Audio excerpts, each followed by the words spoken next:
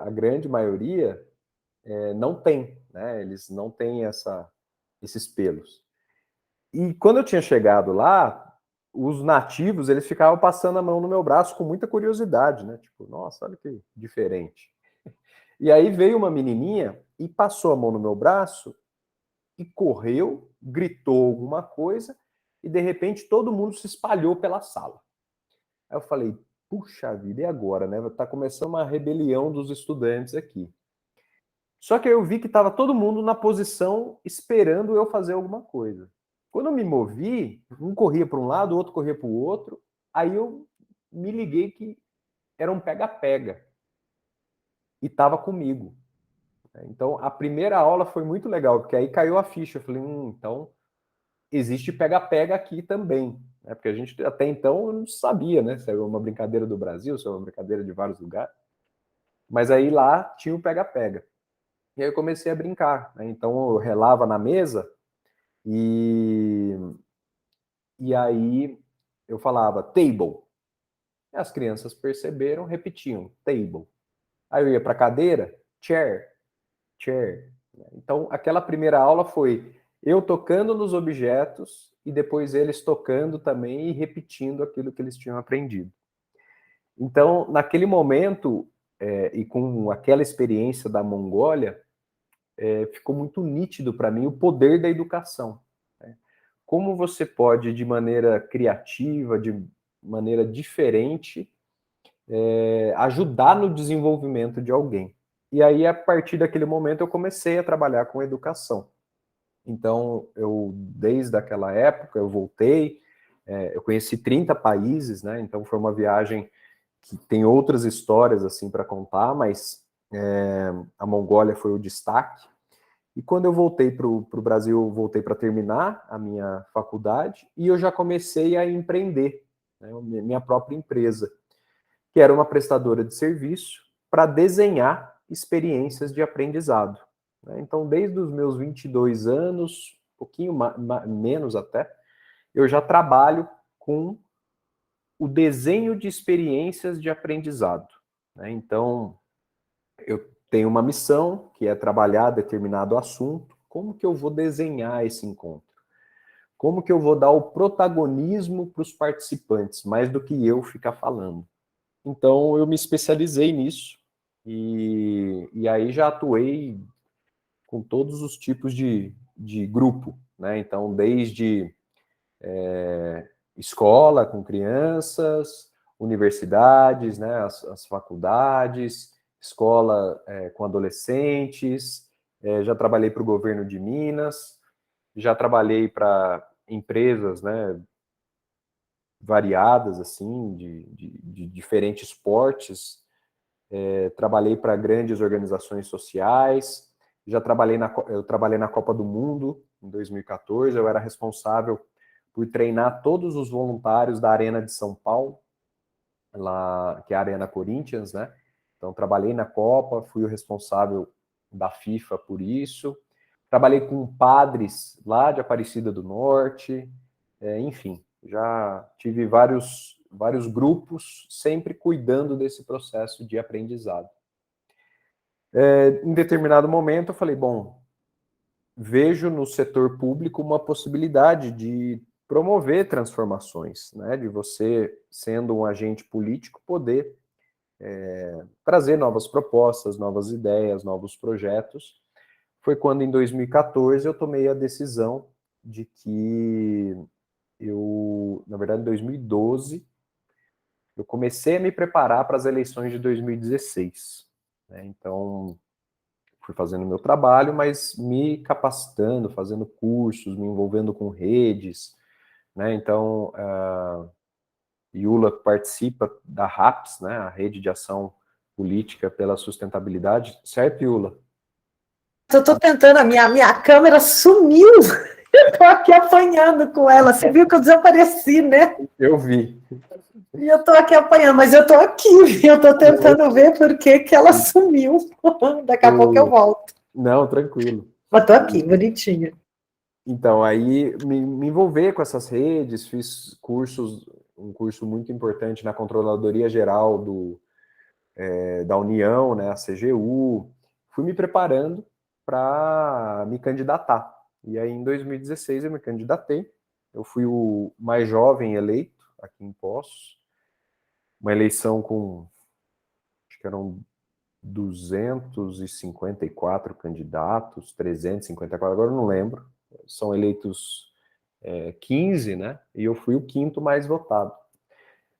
Minha campanha eu gastei R$ 400 do meu bolso, mais R$ 900 de doação de pai, vó, tia. Fiz pouco santinho, trabalhei muitas redes sociais.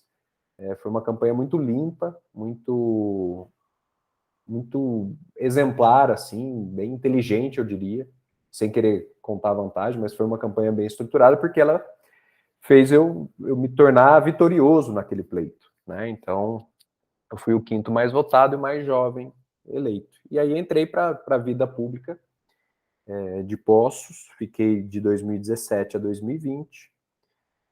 Nos 2 primeiros anos, sempre recebendo destaque de atuação, projetos na área de transparência, projetos na área da educação, projetos na área de comunicação, projetos na área de sustentabilidade, promoção de eventos variados, né, para aproximar a população da Câmara Municipal. Então, foi um trabalho bem bacana, um trabalho muito intenso. Tão intenso que em determinado momento eu falei, poxa, eu vou dar uma respirada, voltar a empreender para depois, né, quem sabe no futuro ter novamente o contato com a política na forma, né, de eleições, né, como um candidato eleito. Né. Então, em 2019 eu tomei a decisão, veio 2020, não me candidatei e voltei a atuar no campo da educação e também como presidente voluntário da ABACO, que é a Associação Beneficente de Apoio à Comunidade, que fica na Zona Sul de Poços.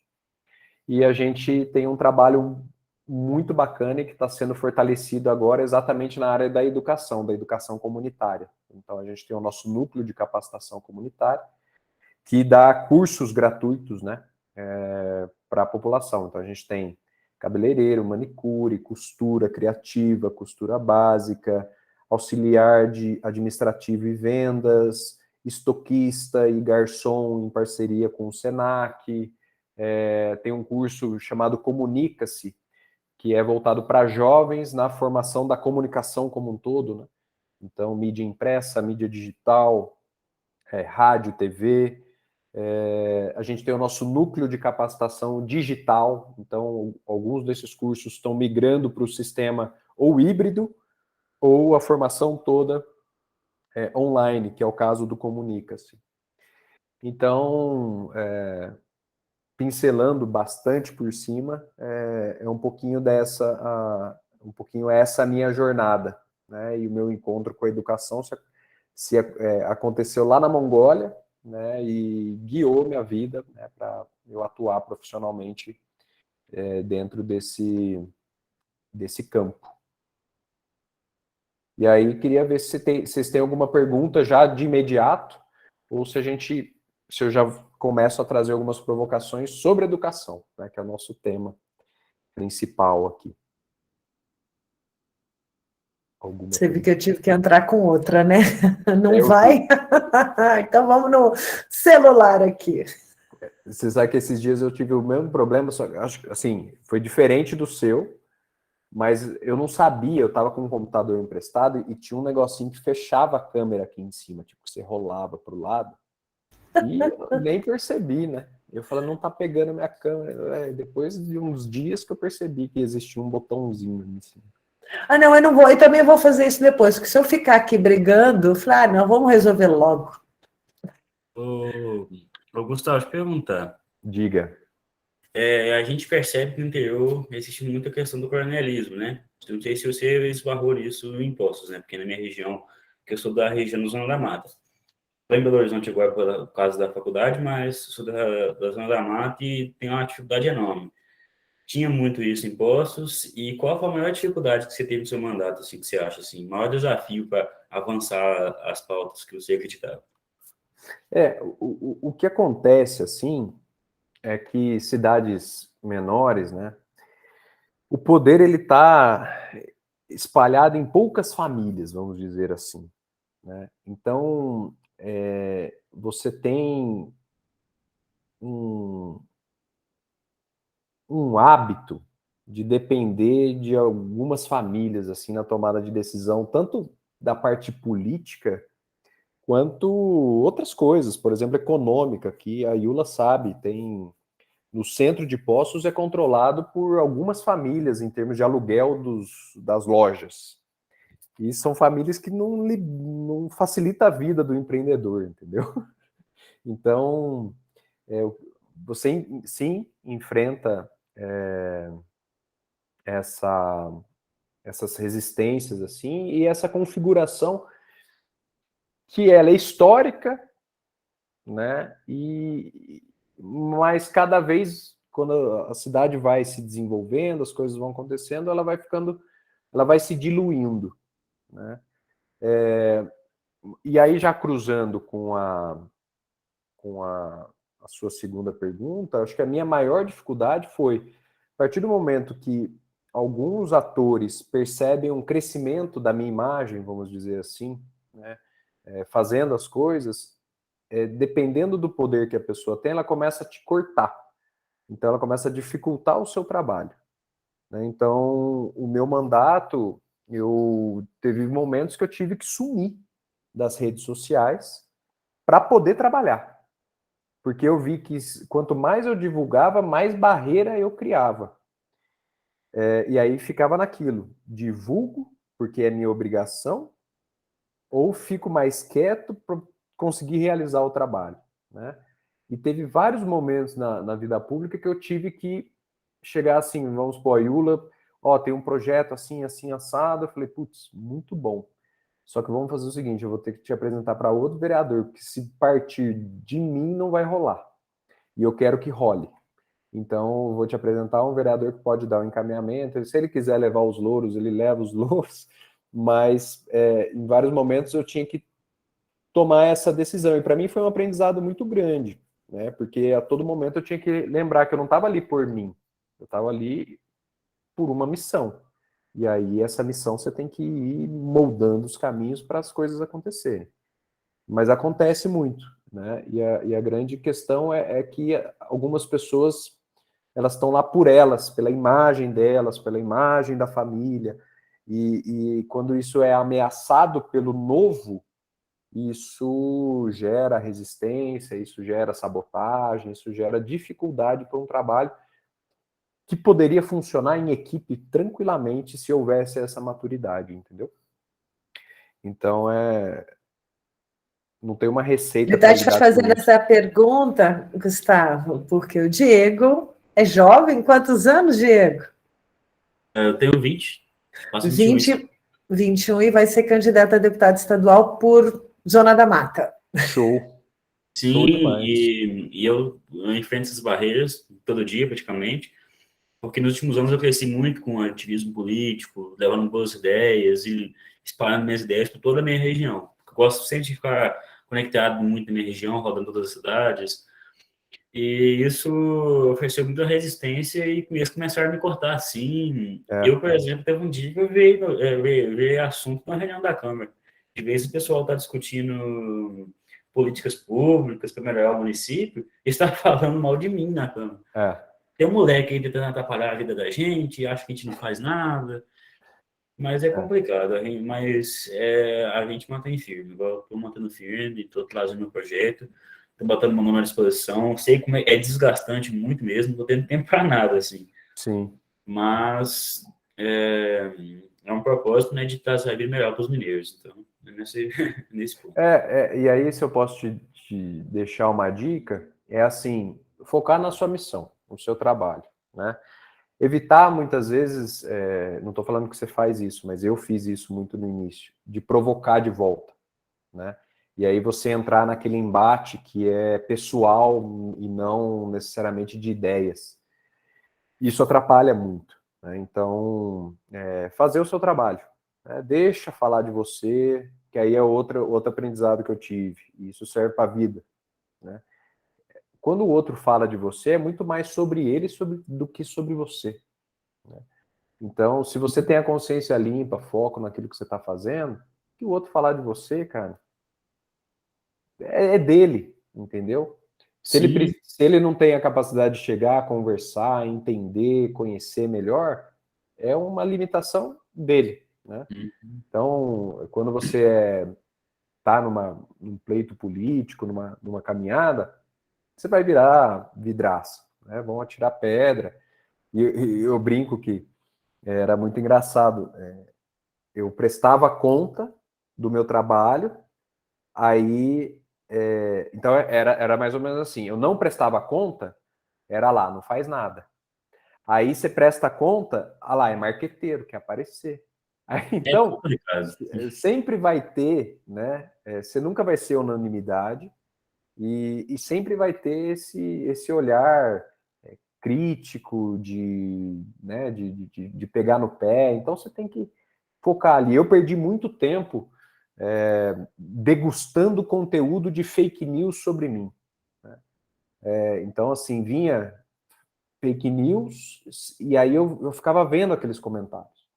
E aquilo me machucava por dentro. Machucava, né? Porque você, pô, tô fazendo aqui meu trabalho, estão me chamando de corrupto, estão me chamando de ladrão, estão me chamando de bandido. Até que um amigo meu chegou e deu um tapa na minha cara, no bom sentido. Ele falou: Gustavo, você foi eleito com quantos por cento dos votos? Eu falei: 2. Aí ele, então, 98% nem sabe quem é você, provavelmente. Então, vão te xingar mesmo, sem te conhecer. E aí você não tem que ficar preocupado com isso. Você tem que ficar preocupado em fazer o seu trabalho, né? E, e reverter a situação, se é que é possível reverter, com o trabalho, né? Então, algumas coisas assim, compartilhar aí da sua jornada e ser firme. Ser firme e não cair na onda. Eu lembro na minha campanha que teve candidato que chegou e falou assim: quantos santinhos você vai fazer? Aí eu falei: ó, vou fazer, acho que na época foi 10 mil. Ele falou: não, se não fizer 200 mil, você não ganha. Aí eu falei: mas vão votar em mim por causa do santinho? Eu fiz para, tipo, ir nos lugares e eu mesmo Não tem nem eleitor para 200 mil. Exatamente. É complicado essa É, situação. Esquerda de tudo desanimado. Aí, no dia, nas vésperas da eleição, um monte de gente veio oferecer: ó, eu jogo seu santinho no local de votação, porque aí você tem chance de receber mais votos. Eu falei: cara, eu não vou fazer essa política antiga e... Ah, mas aí você não vai ter voto. Eu falei: cara, eu fiz um trabalho que eu não quero ganhar voto de quem pega o santinho no dia da eleição e vota. Eu acho que eu mereço mais. Eu mereço o voto de quem é consciente. Então, se eu vou perder de cabeça erguida. Eu não vou entrar no jogo para ganhar, entendeu? Então, porque toda hora vão tentar vão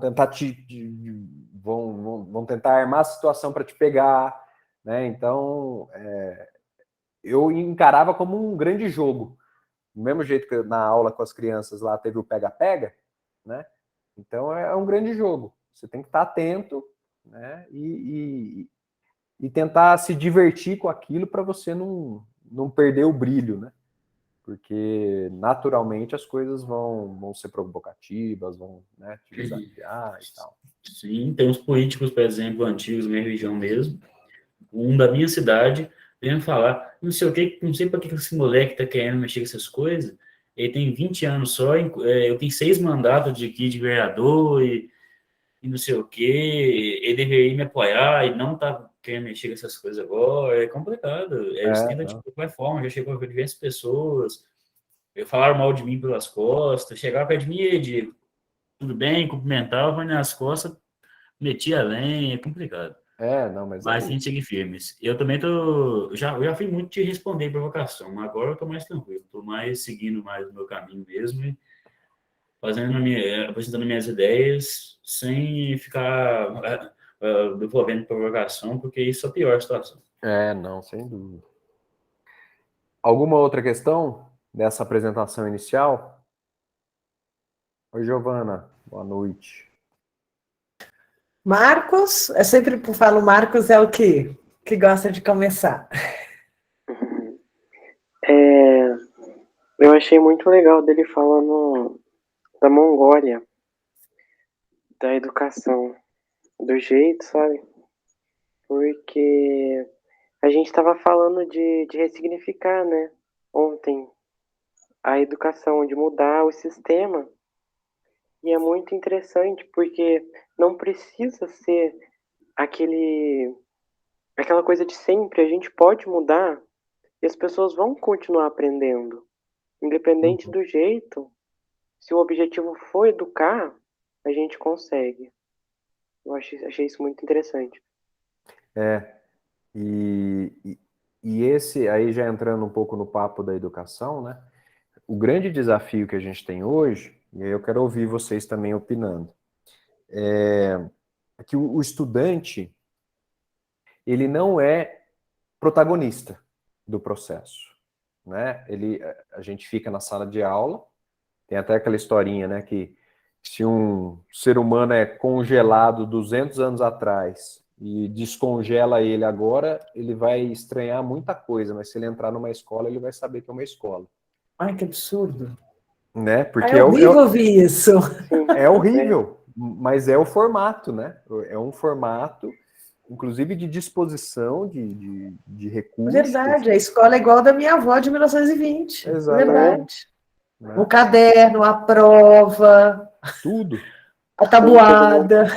O quadro, né? Então. E é possível você, com os mesmos recursos, né?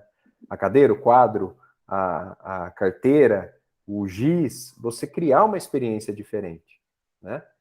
Uma experiência em que o estudante passa a ser protagonista e o professor, não é que ele perde o valor, mas ele muda a função dele. Ele passa a ser um arquiteto daquela experiência, né? Ele passa a ser um designer, um facilitador, né?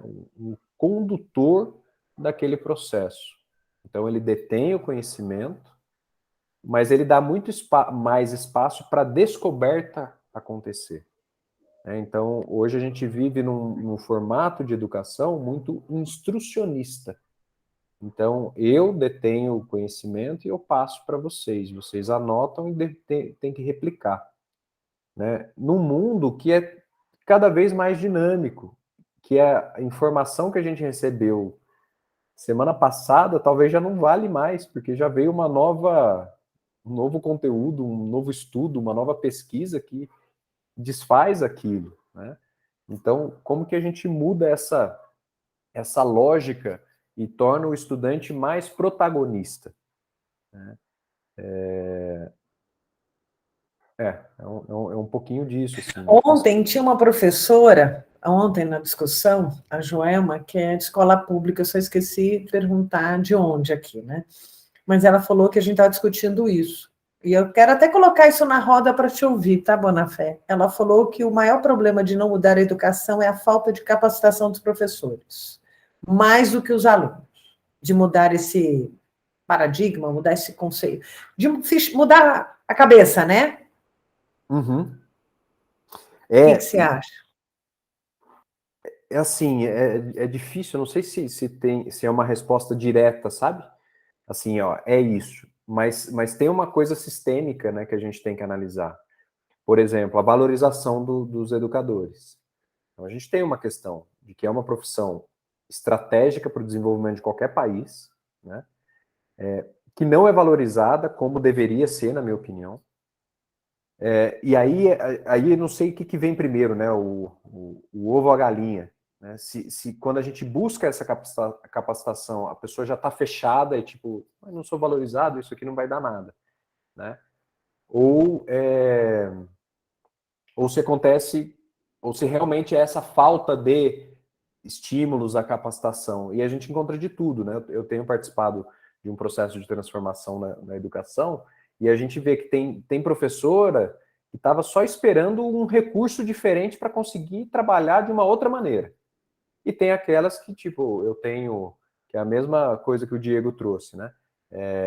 tenho 6 mandatos, então assim, eu tenho 30 anos, 40 anos na educação, isso não vai mudar, é sempre assim, sempre foi assim.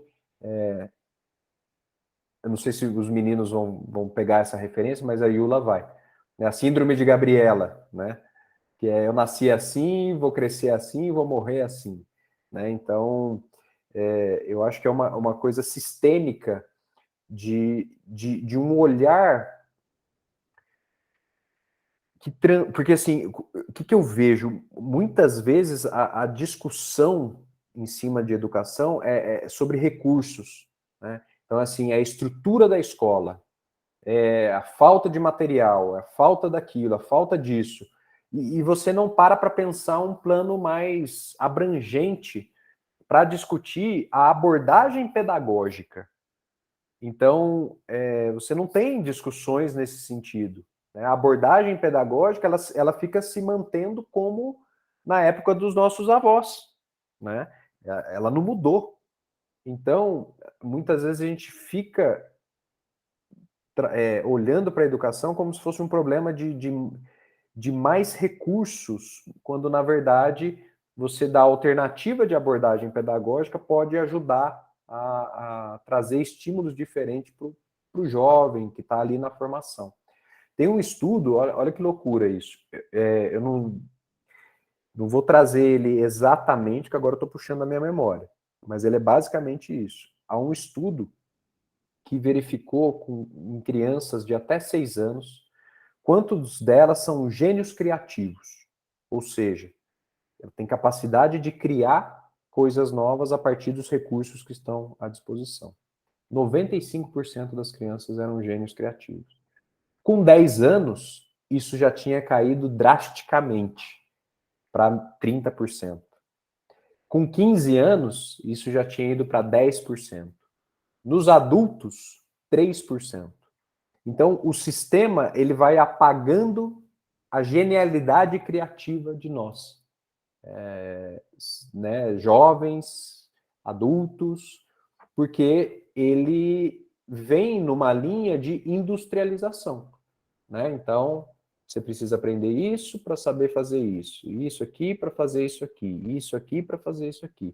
E a vida, ela é uma mistura de matérias, ela é interdisciplinar. Né? Então, eu vou te jogar uma provocação que a gente está com a turminha aqui de ensino médio. É uma opinião minha, e eu quero que a galera entre, tá? Você está falando isso, eu concordo com você plenamente, que a gente vai perdendo, que a gente vai virando meio que robô, né? Sim. E aí chega no... Eu ia falar colegial, ensino médio. Tô ficando velha. O ensino médio, onde a gente entra com a apostila para decorar, para passar no Enem. Uhum. E aí a gente vai perder. O que você acha desse modelo? Brasil. O problema é porque... O que você pensaria? Porque isso daí não... Você só passa no vestibular, né? Só, né? Você resolve o problema ali, né? Mas você não forma um monte de coisa que você precisa para a vida. É um modelo, para mim é isso, né? Ele é ultrapassado. Porque eu não tenho mão na massa, eu não tenho vivências diferenciadas, a minha grade curricular ela é dividida em caixas.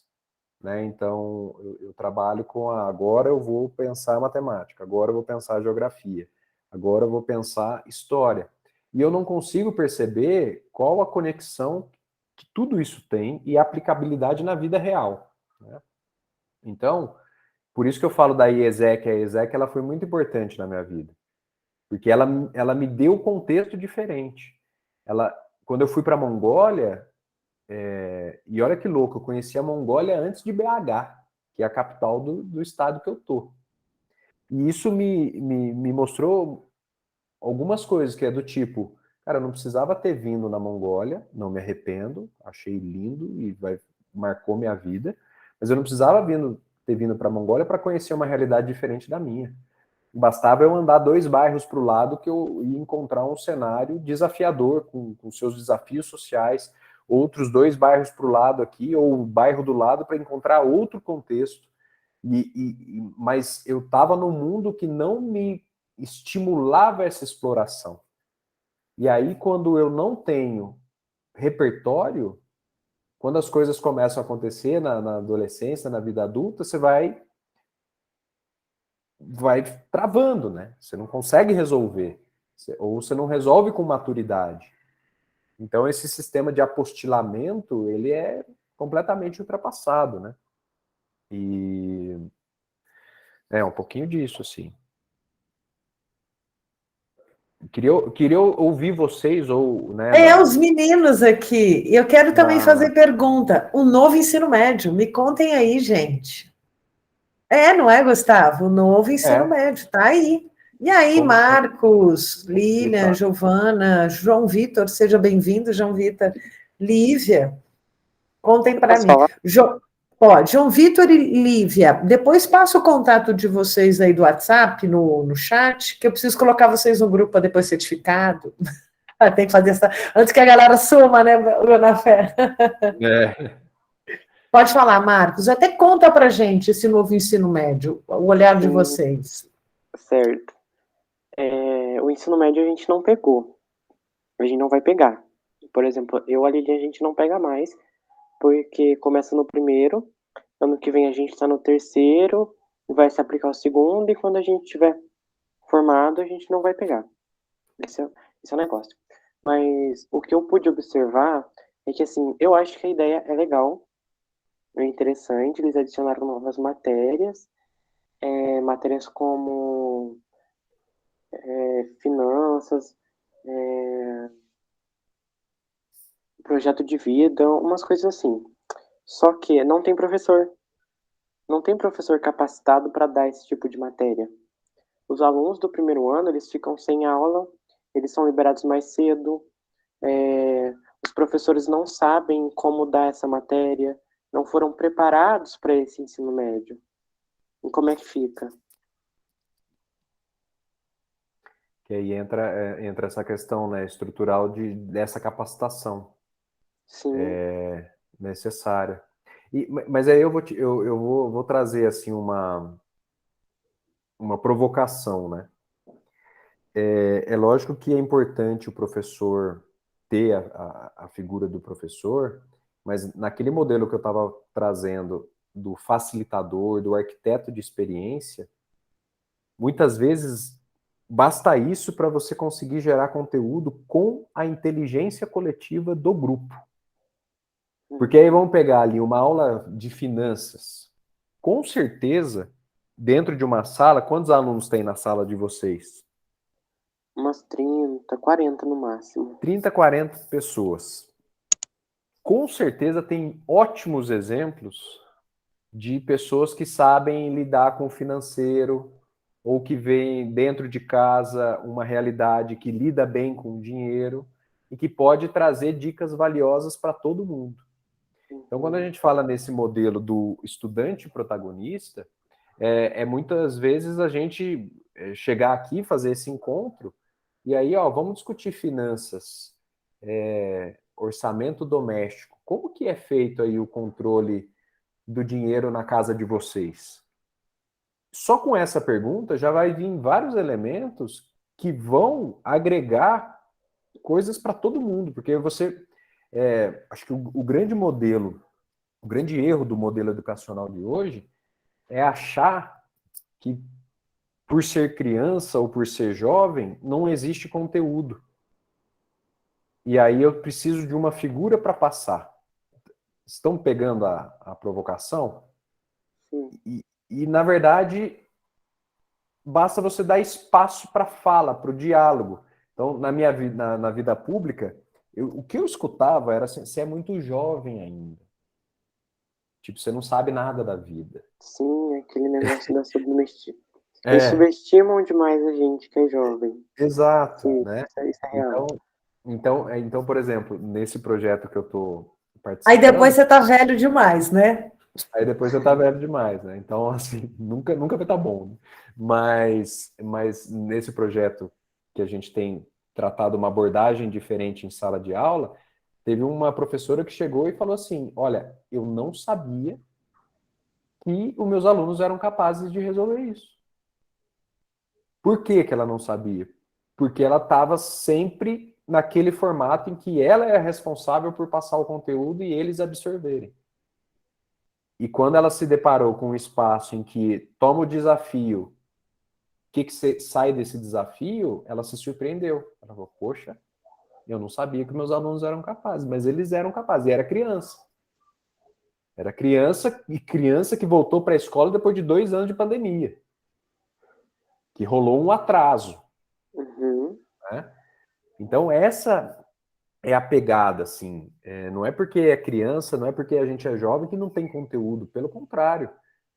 Né? Quando você sai com os amigos, você tem vivências ali que te trazem aprendizados. Né? Quando você está numa reunião da família ali, você tem vivências que te traz aprendizados. Quando você tem uma crise em casa, te traz aprendizado aquilo.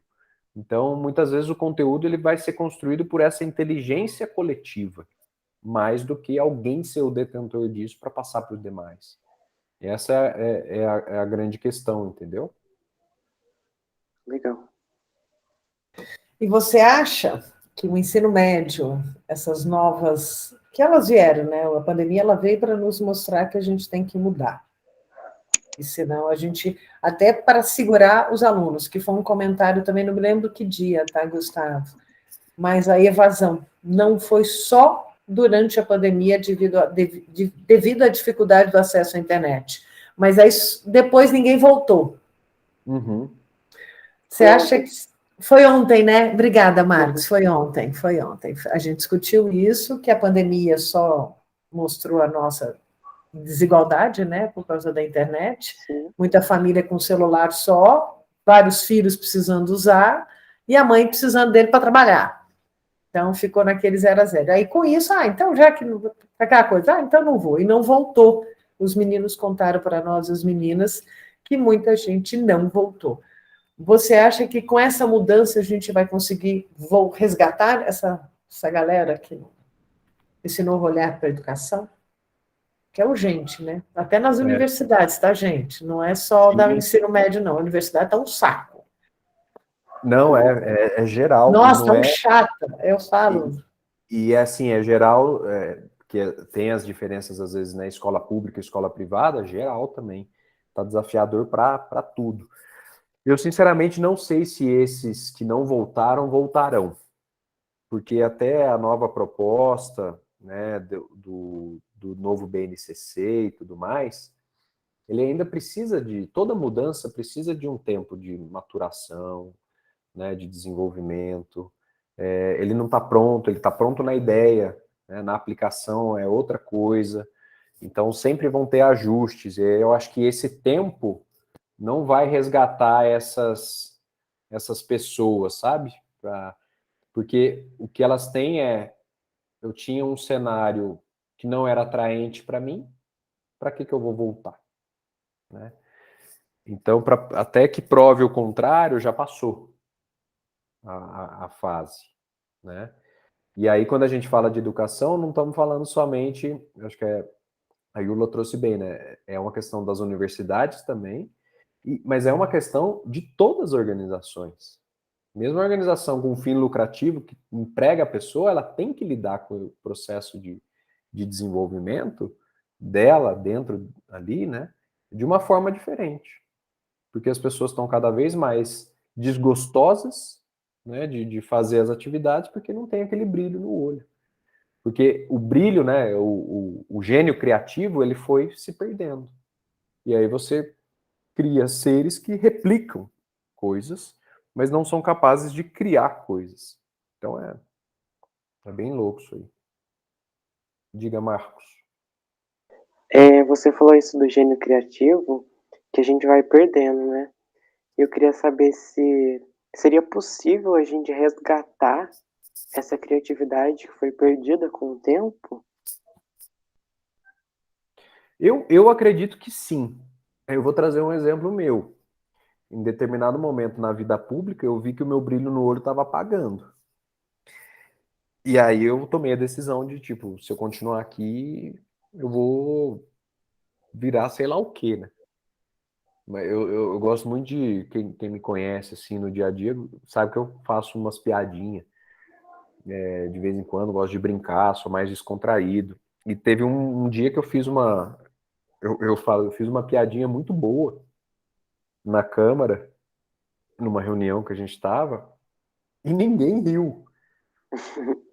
E aí aquele foi o sinal, eu falei, cara, eu tô no lugar errado, porque eu não tô podendo ser eu aqui.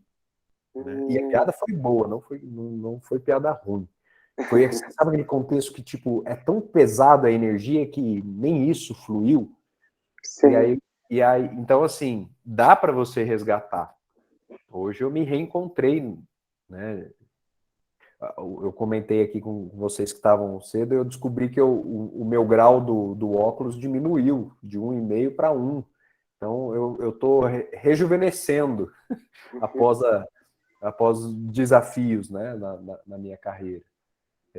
E aí foi um caminho meu, porque eu tenho amigos que seguiram na vida pública e estão super bem, estão em ascensão, porque encontraram um contexto que foi positivo, né? Então não é todo mundo que entra na vida pública é isso, não entendam essa questão, mas para o meu processo eu tive que dar esse passo para resgatar essa minha criatividade, o meu bem-estar com aquilo que eu estou fazendo, né? E eu não deixei de fazer política. Então, por exemplo, na Abaco, eu sou responsável por uma série de políticas públicas, né? Como presidente voluntário de uma instituição, né? Então, isso foi legal também, de me reencontrar E com a você deve política. estar fazendo mais política agora. Muito mais. Porque tem menos barreira, né? Você tem uma equipe boa, você vai atrás dos recursos, cria ali os projetos e vê acontecendo, né? Então, para mim, eu percebo muito mais fazendo política dessa forma. Não significa que a experiência que eu tive como vereador foi ruim, nossa, pelo contrário, foi a experiência que mais me agregou em termos de desenvolvimento, né? Então, se eu me sinto bem hoje, foi por ter passado também por essa experiência, né? Então, mas aí você vai se encontrando, né? E aí, Marcos, é essa capacidade da gente sempre criticar aquilo que está chegando. Eu acho que esse é o grande ponto, né? Em alguns momentos a gente, poxa, será que eu estou fazendo isso porque faz sentido para mim ou porque eu estou me deixando levar por um contexto, por uma situação?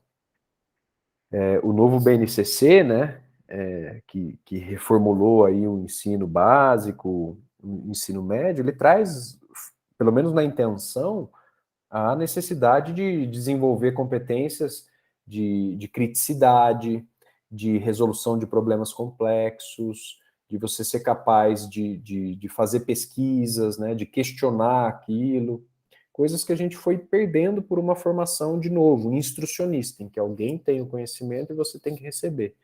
Então, se ele for bem aplicado, essas mudanças, né, Iula, se a gente conseguir mudar a abordagem pedagógica junto com o desenvolvimento dessas competências, tem tudo para dar certo lá na frente, mas é preciso uma mudança de prática, e não só da teoria que está por trás, né? E aí esse é o grande desafio. É muito difícil quando você tem um hábito, e esse hábito se arrasta há décadas, há anos, você quebrar esse hábito e trazer outra coisa, né? Então, e aí é o papel das universidades, de formar os profissionais que vão ocupar esses espaços, né? Com uma outra pegada.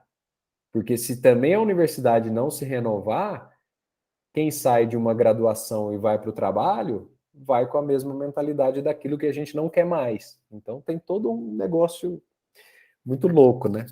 E não é fácil, não, é muito difícil resolver tudo isso, tá louco. É uma roda, né? Porque aí você voltou naquela frase que você falou. Eu ainda tenho aquele professor, mesmo da escola do ensino médio, fundamental, 30 anos, eu também tenho aquele professor de 30 anos da faculdade. Sempre dei aula assim, por que eu tenho que mudar? Porque E aí o a mundo gente, é outro, aquela né? coisa do Renato Russo, eu falo, nós somos iguais aos nossos pais, a gente vai pegando as manias. Eu falo que a música do Renato Russo, ela é super atual. A gente reclama tanto dos nossos pais que hoje a gente tem a mania deles com os nossos filhos. Exato. E aí, por exemplo, tem outro projeto que eu estou envolvido que leva a tecnologia para as escolas. E aí, por exemplo, um discurso desse, há 30 anos eu nunca usei. Lógico que nunca usou, porque é um recurso recente. Há 30 anos atrás não tinha internet, não tinha. Estava chegando, né? Esses recursos. E agora a gente tem a capacidade de disseminar isso com maior facilidade. Né? Então, se a gente pensar a história do computador, que ocupava o primeiro computador, ocupava uma sala inteira, gigantesco. Né? E hoje você tem isso aqui. Né? Então, as coisas vão evoluindo. Então, não adianta eu me apegar ao cenário que eu comecei a fazer, a desempenhar aquela minha função. Todo momento está mudando. Tem dados que mostram que a pandemia acelerou 5 anos da evolução digital. Né? Então, ela encurtou, porque a gente foi forçado a ter que lidar com isso. Então, hoje, muitas empresas nem voltaram para o trabalho físico, trabalham só remoto. Então, a gente tem esse contexto, assim, todo de mudança. Né? E aí a gente precisa mudar junto. Né? Quanto tempo você acha para a nova educação? Porque a gente já está falando de novas educações assim, ó, faz tempo. Ela só Faz acelerou. tempo. Na verdade, se você for ler o contexto histórico, gente, essa nova educação como aluno protagonista vem de Sócrates, né? Vem, exatamente. Sócrates já falava. Ele já dava aula assim, né? Quem é Sim. católico, vou dar um exemplo para quem é católico. Jesus já fazia assim. Ele fazia rodas. E por que que demora tanto? Por que que é tão demorado? Qual a dificuldade? As coisas, como o Gustavo falou, as coisas evoluem, né? Por que que tá demorando tanto para ter essa evolução na educação? Essa é uma Já para pergunta, responder essa, você é o palestrante. né? Pergunta de ouro, né? Assim, de novo, acho que para mim é porque a teoria está aí, só que a prática ela não está respondendo, ela não está aplicando a teoria como deveria.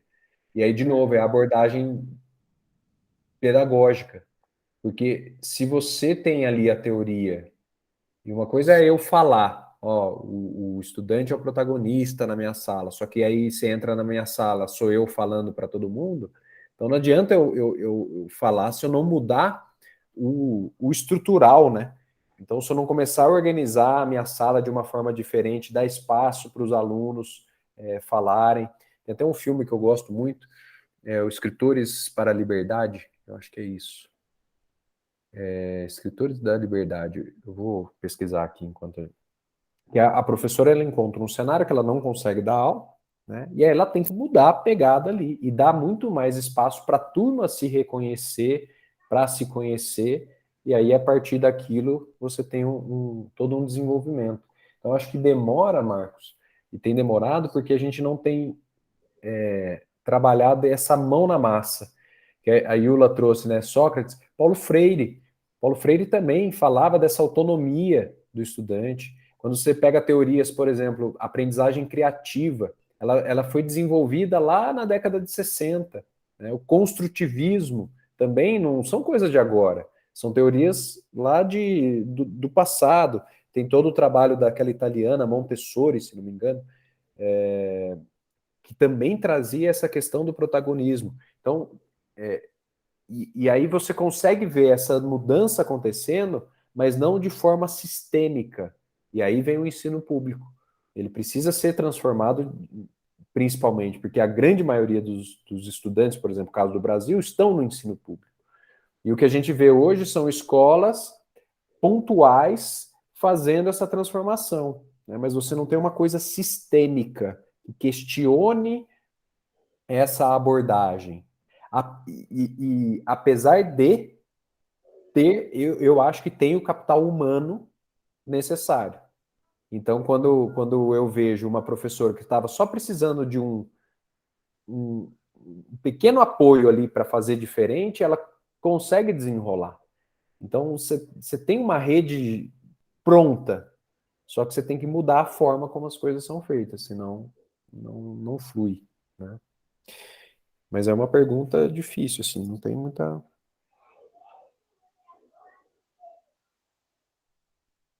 É uma pergunta difícil, né? Como você falou, de $1 milhão. Como é que muda a educação? Não, é que a gente está falando, Marcos, a gente está discutindo essa mudança de educação há muito tempo e vocês, alunos, já estão reclamando desse ensino. Sim. Que está um saco, que não está chato.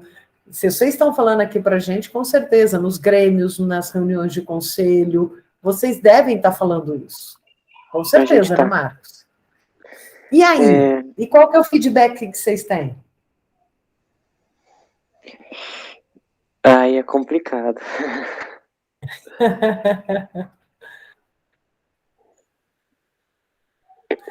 Mas alguma coisinha de mudança está tendo? Alguma coisa? É difícil dizer, mas eu acho que só por a gente estar aqui hoje, a gente ter esse sentimento de querer mudar, eu acho que isso já é um avanço, sabe? Já é um passo. Eu acredito que sim, a gente vai conseguir um dia. Mesmo que seja difícil, a gente vai conseguir. Eu particularmente não quero desistir disso tão cedo. E eu também penso que as futuras gerações, elas já nascem com esse pensamento de mudança, essa coisa mais revolucionária. Então, mesmo que a gente não consiga, talvez as próximas gerações consigam mudar isso. E aí, Marcos, acho que uma coisa legal, né? Do mesmo jeito que todos nós somos políticos, todos nós somos educadores, né? Então, como que eu, nos desafios do meu dia a dia, posso trazer uma abordagem diferente, né? Então, tem um amigo que está passando por alguma situação familiar, no relacionamento, e eu quero ajudar. A nossa propensão é ajudar dando palpite e dando pouco espaço de reflexão para ele. E, né, então eu já chego, ó, não, faz isso, faz aquilo, sim, vai dar certo e tal, né, que é o instrucionismo. E se a gente chegar e começar a fazer perguntas, né, jogar para ele a oportunidade de refletir sobre aquilo. Então aí a gente vai estar atuando como esse educador do futuro, né, em casa, no trabalho. Então, como que eu dou o protagonismo para o outro e eu ajudo, né, sou um apoio desse processo. Que aí a gente começa a transformação na nossa realidade também, né? Então, provavelmente na vida de vocês vão lembrar de pessoas que fazem perguntas e eles falam, putz, eu vou chamar aquela pessoa, porque ela me faz um monte de perguntas que faz eu pensar e é sempre bom, né? Então, como que a gente também se torna esse educador? Né? Porque política, educação está em nós, né? Nós somos a todo momento educadores e políticos, né? Só de estarmos aqui, né? Só de estarmos aqui, exatamente. De estarmos aqui, a gente já está fazendo política, como eu falei, como o próprio Marx falou, de estar aqui, querer implementar um projeto. Exato. O que mais? Lilian, Giovana? Ou Marcos, se tiver. A Giovana e a Lília escrevem. A gente já está acostumado. Já fico aqui no jeito. A Giovana, na terça-feira, fez essa mesma pergunta para o Humberto. O Humberto falou assim: volta a pergunta. Uhum. Faça sempre uma pergunta, questiona, porque a discussão na terça-feira foi de política, né? Sim. Política mesmo, na sua essência, né? Porque ele é cientista político, e todo mundo fala, a gente tem dificuldade de discutir política por cancelamento, ou porque a gente desconhece, né? A gente fica até com medo. Toda a gente que é até mais velho, você que foi vereador, às vezes a gente fica pisando em ovos para falar de política, né? Sim. Somente nesse momento que nós estamos tão polarizado, agressivo. Complexo, né? Agressivo. Aí ele falou assim: faça a pergunta. Faça a pessoa que discutiu a política, faça a pergunta para ela te responder. Exatamente. E aí, isso é um exercício fundamental, né? Quando tem umas treta na família, nessas Ah, é discussões verdade. Grupo de família, não se de intrometa. família, de polarização, tal. E aí eu tenho adotado essa prática. Então, não, porque a inflação não é culpa do governo. Por que que não é culpa? Me explica de onde vem, então. Às vezes só nisso você quebra a pessoa, aí ela vai começar a perceber que ela tá sabendo o superficial, entendeu? Daquilo. Então a gente tem que ser questionador, né? Para não com Aprenderam, galera, como discutir agora em grupo de família? Não retruque, faça pergunta. faça perguntas. E aí no fazer pergunta você já vai desmontar um monte, garanto. Porque é isso, a gente foi formado num sistema que é eu vou estudar e vou passar, né? Mas depois eu não lembro daquilo que aprendi. E a sociedade que a gente está hoje é isso. Eu vi um vídeo aqui, eu vou replicar aquele discurso. Só que eu não parei para pensar, né? Poxa, por que que isso está acontecendo, né? Como que está o cenário no mundo? Será que é todo mundo mesmo que está com inflação? E a gente vai ver que não, né? Sim, tem uma questão econômica, mas a gente vai ver quem que está melhor, quem que está pior, né? Então, é isso, sempre questionar, sempre olhar esse todo. Vou dar um exemplo. A minha mãe trouxe essa história. Esses dias ela estava no mercado municipal, e aí um jovem veio atender ela, e aí eles estavam conversando enquanto ela ia fazendo as compras, e falou, só, você viu o tanto de turista? Aí falou, então, lotado, né? Aí ele falou assim, mas não chega aqui pra gente. Aí ela, mas como assim? Ah, não, eles ficam mais naquele corredor ali e acabam não vindo para cá. Então, esse tanto de turista não faz a diferença no nosso trabalho. E aí minha mãe começou a questionar, mas tá, mas desses dias, assim, para quem que vocês mais vendem? Aí a resposta foi, vende para os hotéis vende muito. Para as refeições, né?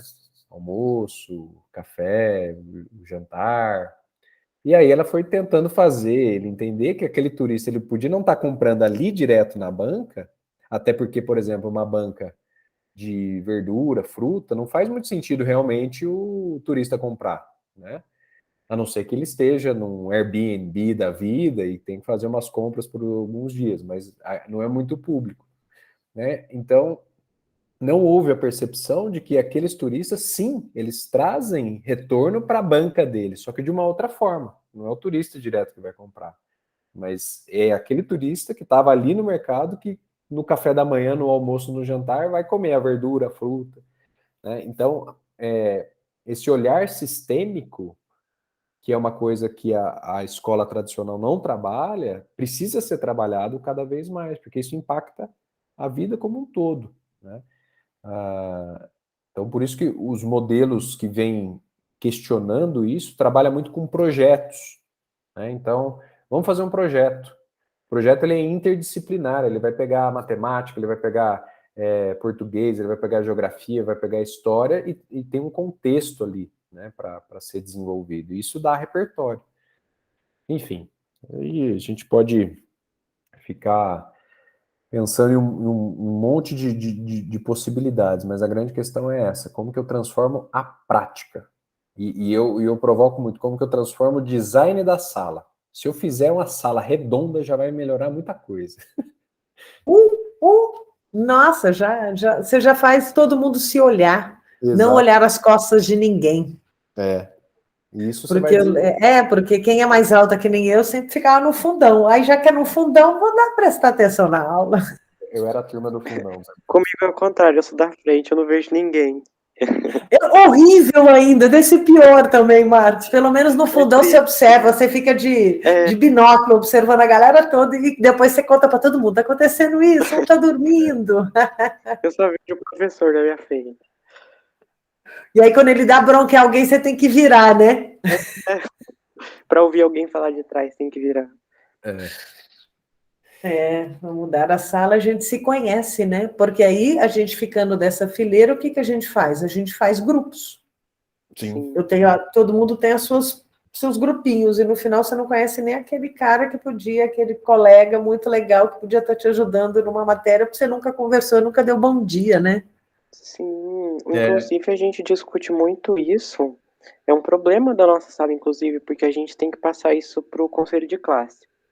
E falta muito isso da comunicação na nossa sala. Eu comentei isso com uma pessoa e a nossa sala ela é muito dividida. Os grupos, sabe? Não tem uma interação circular. É sempre as panelinhas, o pessoal não discute muito, não conversa, não interage. Eu acho isso muito triste. É um desperdício, né? Porque o pessoal podia estar conversando, podia estar trocando ideia. Ia ser muito legal. Eu tive uma experiência numa universidade que eu fui dar um mini workshop e assim, não tinha condições, o pessoal conversando desde o início, assim, não consegui nem me apresentar. Falei, minha nossa senhora, o que que eu vou fazer aqui? E A aí Lívia eu, concordou comigo. e aí eu cheguei e falei, não, gente, vocês querem conversar? Então tá. Então vamos fazer o combinado. Eu não vou dar o meu workshop, só que eu vou dar as perguntas para vocês conversarem. Pode ser? Aí eles, não, acharam estranho e tal. Eu falei, pode ser, então. E aí eu comecei a jogar perguntas, né, biográficas. Então, assim, conta uma história da infância, conta uma coisa que uma pessoa que foi muito especial na sua vida, por que que foi. Comecei a trazer esses fatos. E no fim foi um sucesso, porque aí ficou aquela conversação mais controlada e o grande ponto foi, puxa, a gente está aqui há anos estudando junto e a gente não conhecia quase nada de quem estava do meu lado, né?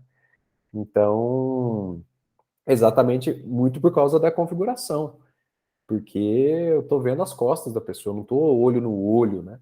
Então, são pequenas provocações que eu acho que já iam ajudando nessa transformação, né? Da gente criar esse ser social, que cada vez menos a gente está com essa capacidade de ser social. Então, desafios interessantes. E tudo que a pandemia Gostei do causou. ser social, gostei da sua frase, o ser É, social. Não por ser. estamos mesmo. E eu acho que a pandemia piorou ou melhorou? Porque agora a gente está aqui, ó, Eu atrás de acho. computadores. Tudo bem que aqui a gente mudou o cenário para a gente ficar social, né? Porque se fosse uma aula, a gente ia ficar, você sem assistir a gente, né? Porque o Google Meet não deixa você enxergar a gente e ver a tela. Sim. É. É, Então, o resultado da pandemia, acho que a gente vai entender só daqui uns anos, sabe? Não quero ser pessimista, mas eu acho que assim, essa parte do social vai ser pior. Apesar de que, na pandemia, a parte da solidariedade foi muito legal, né? Então, as campanhas solidárias, elas bombaram, né? Então, aqui em Poços, pelo menos, a gente teve contexto de, tipo, o banco de alimentos estava cheio, né? A todo momento. Então, nesse sentido da sensibilidade com a causa, né, com causas sociais, eu acho que foi muito legal a resposta. Mas a prática de você ficar mais conectado, né, e não necessariamente fisicamente presente, eu acho que isso pode trazer efeitos colaterais nesse ser social, vai estar menos social, né? Eu você tenho viu a escutado. dificuldade de muita gente de voltar para a escola? Exatamente. E as crianças, os jovens, né, não, tipo, não quero estar aqui, eu quero estar quietinho fazendo o que eu quiser, né? E não fazendo parte de um É, ecossistema. Então, nesse sentido, eu acho que vai ser muito ruim. pode falar, Marcos, fica à vontade, não precisa levantar a mão, não. Você já viu que a gente está aqui. Só É, que vocês falaram isso do sociável, né? Que depois da pandemia pode mudar. Mas eu, particularmente, depois que eu voltei para a escola, depois da pandemia, eu senti uma necessidade muito maior de conversar, sabe? De interagir mais com as outras pessoas. Porque depois de 2 anos em casa, eu mal conversava com os meus pais, porque era um contexto diferente, os dias eram diferentes, eu sinto isso, sabe? Aí quando eu voltei para a escola, eu senti uma necessidade muito maior de falar, sabe? De interagir com as outras pessoas. Pode ser comigo, essa é a minha perspectiva. Não, mas faz sentido. E aí, por isso que eu falei, a gente vai ter que esperar um pouquinho mais para ver esse resultado real. Mas faz sentido, porque, por exemplo, acho que foi Cortella que falou, Mário Sérgio Cortella, né? Como que é mesmo? No passado, a gente não tinha a conexão, mas estava próximo, né? E agora a gente tá junto, mas não tá, né? Alguma coisa nessa linha, eu não lembro exatamente a frase, né? Mas a gente, por exemplo, no passado eu vejo meu pai.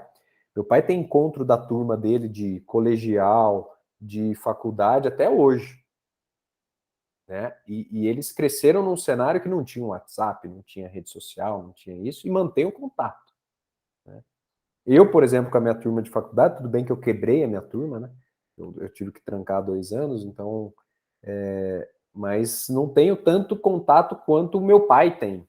Então, as conexões, o Bauman, né, que é um filósofo polonês, se não me engano, austríaco, agora não vou lembrar, o Zygmunt Bauman, ele fala das relações líquidas, né? Que as relações acontecem de uma forma muito mais solta, assim. Então, eu não sei como que vai ser daqui para frente, mas isso que você trouxe, Marcos, faz sentido. Eu vou até te dizer, a Carla, minha namorada, né, durante boa parte da pandemia, a gente trabalhou junto aqui em casa. E mesmo estando junto, tinha hora que, assim, ó, eu estava numa sala, ela estava em outra, a gente se encontrava no almoço. E não tinha mais o que conversar. Eu falei, misericórdia, porque a gente já conversava tudo, né? E aí foi quando ela mudou de escritório, aí saiu daqui de casa, foi pro escritório dela. Nossa relação melhorou demais, que a gente voltou a conversar e ter os momentos, tal. Então depende muito do contexto, né? A gente começou a se conhecer, na verdade, né, Gustavo? Como assim? Eu falo assim, porque você só encontrava marido no final de dia, filho no final, todo mundo junto. Chegou uma hora e falou, peraí, o trem está começando a incomodar. Exatamente. É. Ainda mais assim, tanto eu quanto a Carla, né? A gente gosta de ter nossas atividades, nosso espacinho. Então, no nosso caso, é importante ela ter os momentos dela, eu tenho meus momentos, né?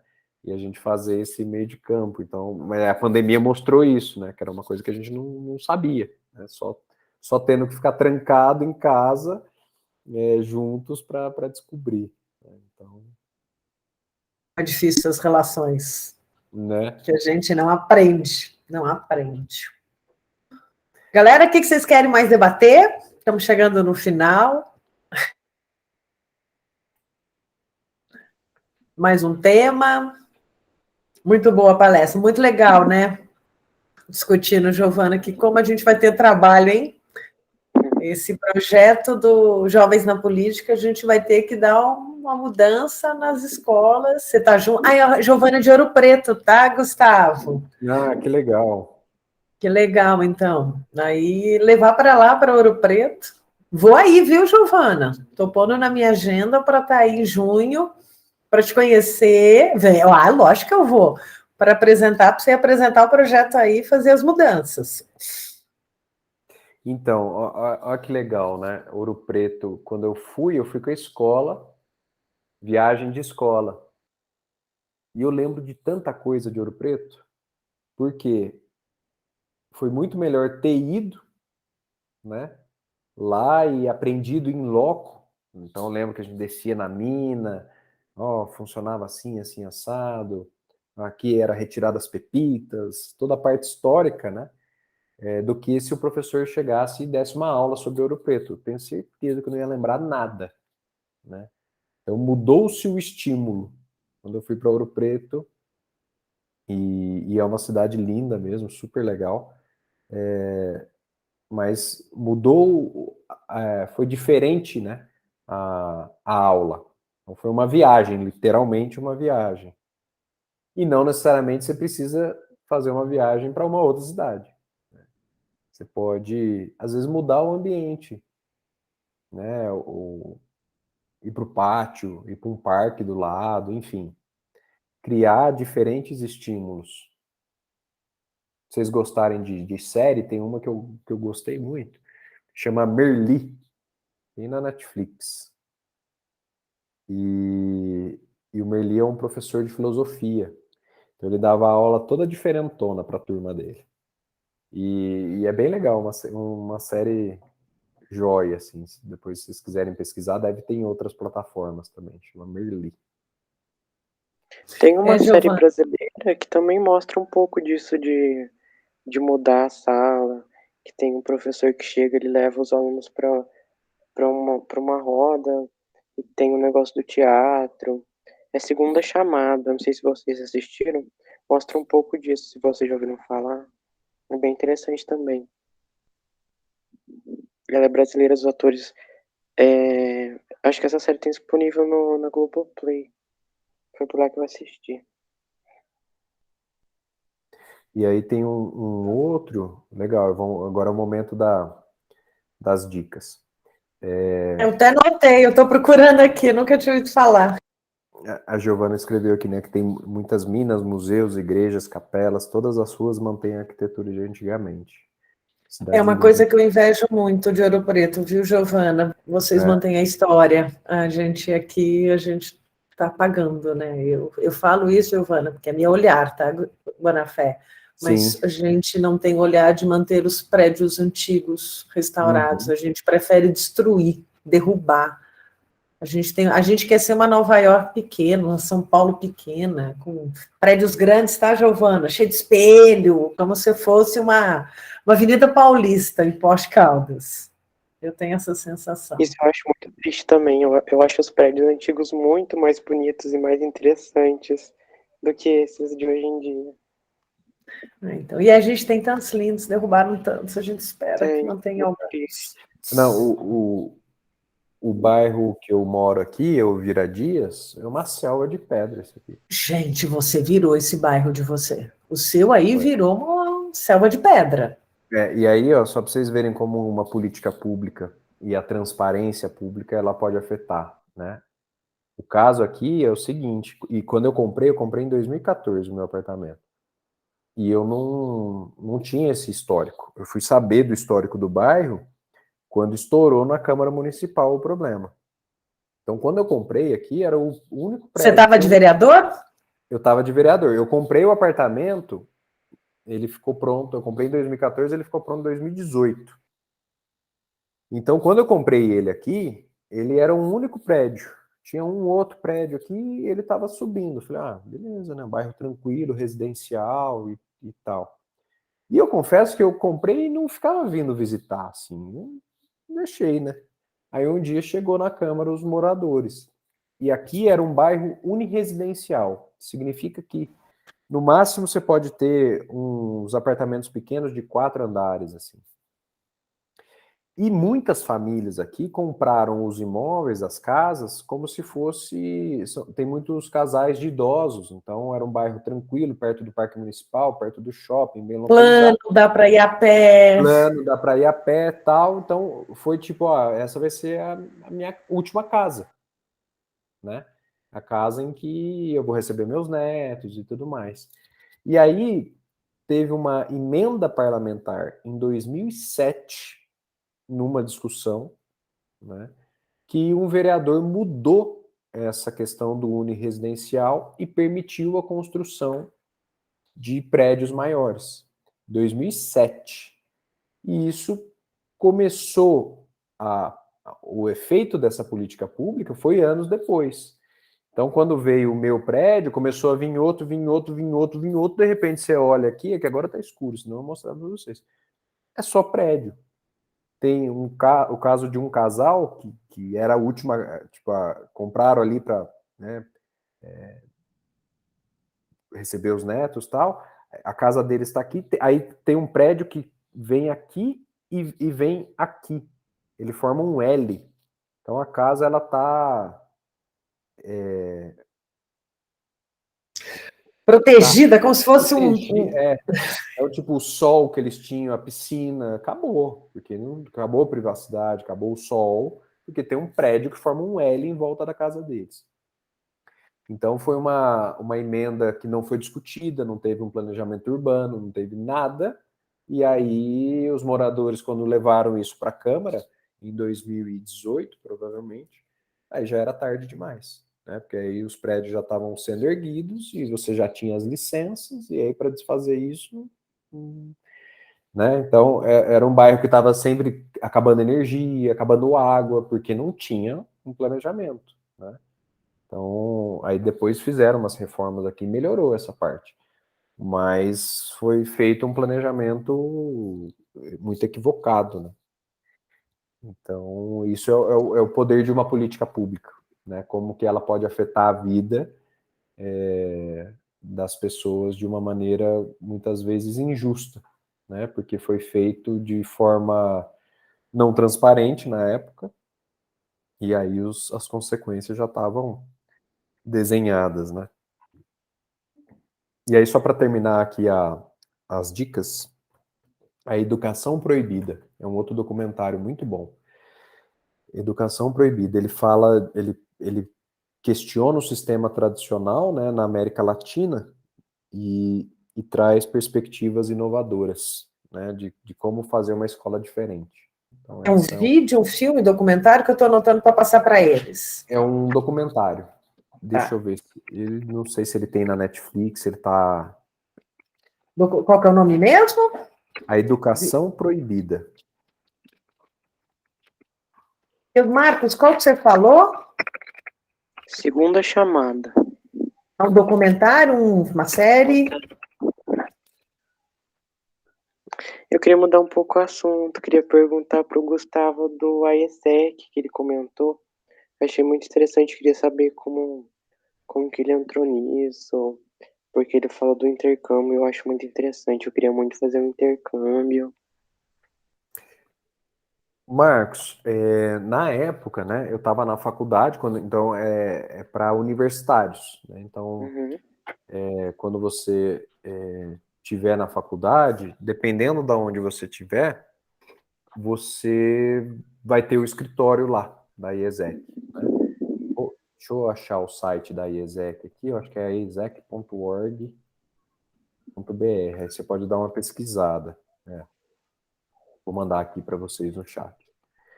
E aí tem todo o processo seletivo, né, para você participar, entrar no comitê, e aí tem as atividades lá.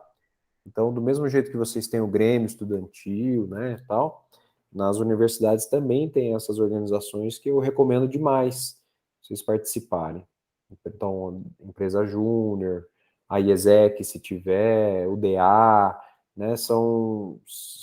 Para colégio não tem muito disso, né? Eu estou aqui buscando, porque tem, como você falou, ESEC, tem o Enactus também, que é outro projeto muito legal, mas para ensino médio, existe isso, Gustavo? Eu estou aqui pensando. Eu acho que não. Tirando o Grêmio? É. Enactus é muito legal, né, Giovana? Eu gosto muito de Enactus. Então. Enactus também é outra referência muito bacana. Mas tudo universidade, né? Mais para a universidade. Eu acho que ensino médio, eu sinceramente, sim, pode ser que exista, mas eu não tenho conhecimento. E sei que às vezes é programa específico para você comprar, né? Vou fazer um intercâmbio para tal lugar. Então, mas esses modelos de fazer parceria com ONG, tipo Enactus, essas coisas, eu acho que não tem para ensino médio, né? Deveria, né? Deveria. Então, aí, Vou até Marcos... buscar. Que eu nunca ouvi, então, e às vezes, né, trazer para uma cidade... Tipo um Enactus daqui, entendeu? Um Enactus, trazer para o ensino médio. E aí, Marcos, como que funciona? Você é selecionado, então você trabalha para aquele comitê local, né? Então, aí tem as áreas dentro do comitê, então você tem marketing, você tem finanças, você tem aqui trabalha para trazer intercambistas, você tem aqui trabalha para abrir vaga nas empresas locais, para trazer o intercambista, tem aqui seleciona o intercambista para enviar para as vagas de fora. Então você tem como se fosse uma empresa mesmo. E aí você é alocado na área de seu interesse e faz ali as atividades. E aí quando chega o momento, né, de você, quero fazer o meu intercâmbio, dá para você fazer o intercâmbio. Intercâmbio curto, intercâmbio de longa duração. Tenho colegas que saíram do Brasil para fazer o intercâmbio e nunca mais voltaram. E tenho colegas que fizeram intercâmbio de 1 mês e voltaram para um projeto específico, né? Então a ESEC ela é bem legal de conhecer. A Giovana falou do Enactus, também é bem legal de conhecer. Ficar de olho como que você pode participar. Legal, muito interessante, obrigado. Imagina. Vamos tentar buscar um desse aqui para nós, Marcos. Deve ter algum para ensino médio. Eu vou buscar, não, já anotei aqui. Tem que ter, gente. Se eu falo muito, se eu estou pensando, alguém já pensou antes de mim. Com certeza. Tomara, né? Não, aí tem que ser. A gente sempre fala isso. Alguém também já fez esse questionamento. Como o próprio Bonafé falou, se eu estou fazendo essa pergunta, alguém também já deve ter feito. Por que não tem um Enax para ensino médio? Se a gente quer fazer as transformações, quer fazer as mudanças, no modelo, a gente está falando entre aspas, né? Mas um modelo parecido para a gente fazer essas mudanças. Exato. Legal.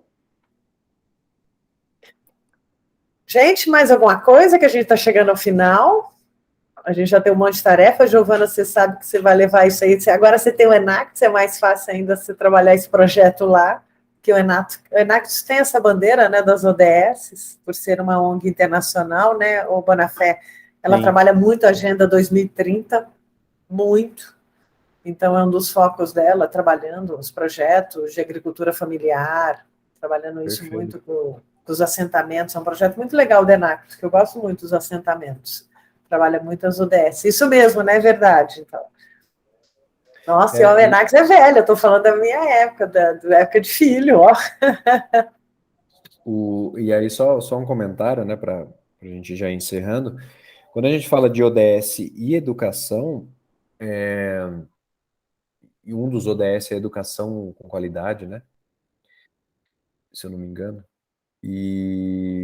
Mas quando a gente fala de educação, a gente está falando de todos os ODS. Né? Direta ou indiretamente, são todos que a educação trabalha. Então, é muito mais amplo do que simplesmente olhar a educação como a escola. Né? A escola é um ator fundamental para isso.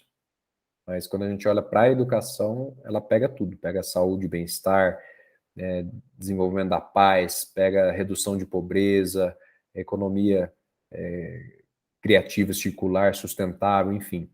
Pega tudo, né? Então, a educação ela é fundamental, por isso que ela é estratégica para ter essa transformação. E aí a gente percebe que é uma das áreas que menos se transforma. Né? De novo, se eu congelar a pessoa 200 anos atrás, ela vai chegar, vai assustar com um monte de coisa, ela vai se tranquilizar quando ela vê uma escola. Falar, achei uma escola. Finalmente algo que eu reconheço. Né? E é triste isso, né? Mas é uma realidade. Química vai ser a mesma, a física vai ser a mesma. Vai ser a mesma coisa. Não, mas é que o carbono, a tabela periódica, o carbono não mudou. As ligações químicas não mudaram, mas a forma de dar podia mudar, né? Não é? Exatamente. Galerinha, gostaram? Eu nem preciso falar que eu gostei, né? Legal. Muito bom, isso mesmo, Giovana, legal mesmo. Só agradecer o Gustavo. Bonafé, vocês já viram que eu chamo ele de Gustavo, eu chamo ele de Bonafé, eu chamo de tudo, né? De estar aqui com a gente nessa formação de embaixadores, tá? Muito feliz de você fazer parte disso, tá? Eu quero só te agradecer por estar formando essa meninada para eles poderem fazer as transformações que eles querem fazer nos seus territórios. Esse é o nosso objetivo desse projeto, formar embaixadores.